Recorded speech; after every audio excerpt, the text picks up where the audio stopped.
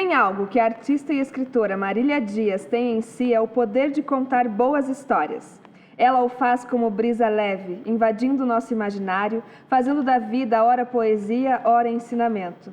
Marília conta que ouviu as primeiras histórias do avô e do pai, que tinha alcunha de potoca e era um grande inventor de narrativas, recorda.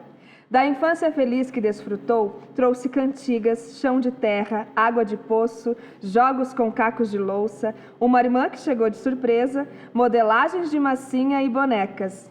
Tudo está dentro dela, nas histórias onde demora, como se fossem casa ou janelas para o mundo. Marília tinha 8 anos de idade quando foi apresentada aos seus primeiros livros.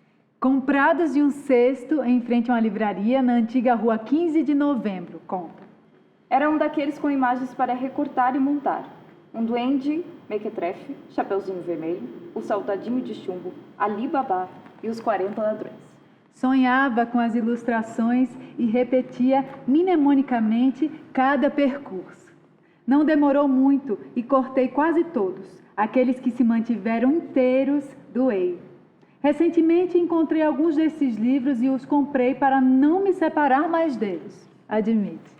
À época da escola, se sentia atraída pelos livros fechados às chaves, nas estantes, portas de vidro.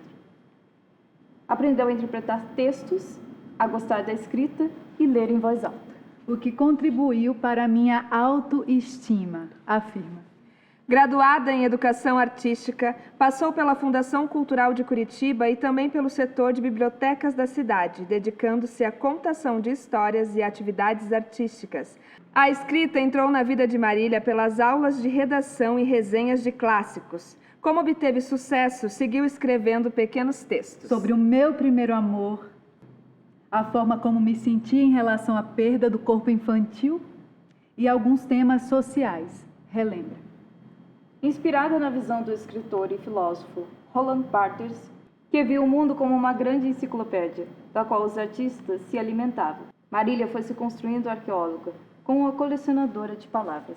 Tenho várias expressões, termos armazenados, aguardando uma história em um caderno de ideias. As palavras, a sonoridade, os significados sempre me encantaram. Diz a escritora, que ama a literatura fantástica de Pamuk, Borges e Calvino. Marília escreve sobre, com e para as crianças. Ela acredita que a leitura espalha sementes e permite florescer.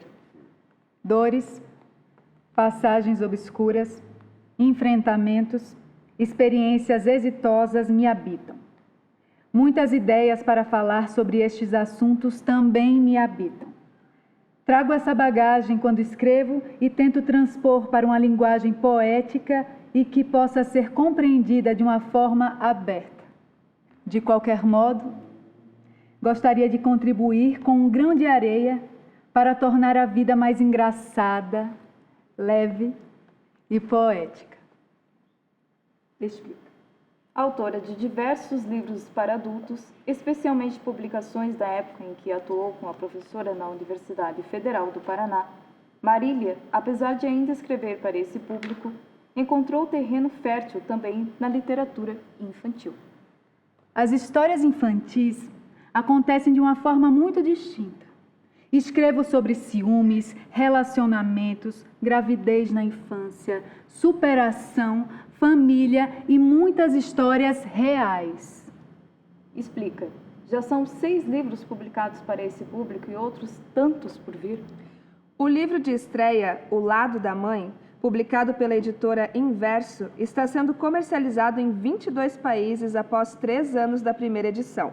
Se é senso comum dizer que a primeira obra é autobiográfica, Marília afirma que a afirmação lhe cai como luva. O Lado da Mãe é o retrato da chegada da minha irmã e como eu perdi o trono de filha única. São memórias do tempo em que brincava sozinha no porão da casa, o que no livro é transposto como a saia da mãe. Um tempo em que vivi o ciúme e tive de aprender a dividir brinquedos, roupas e a própria vida. Para ela, revisitar essas memórias pode ser uma forma de torná-las presentes. Me emociono pela possibilidade de rever minhas matrizes, meus afetos. e por saber que quando lidamos com nossas verdades, falamos para o outro.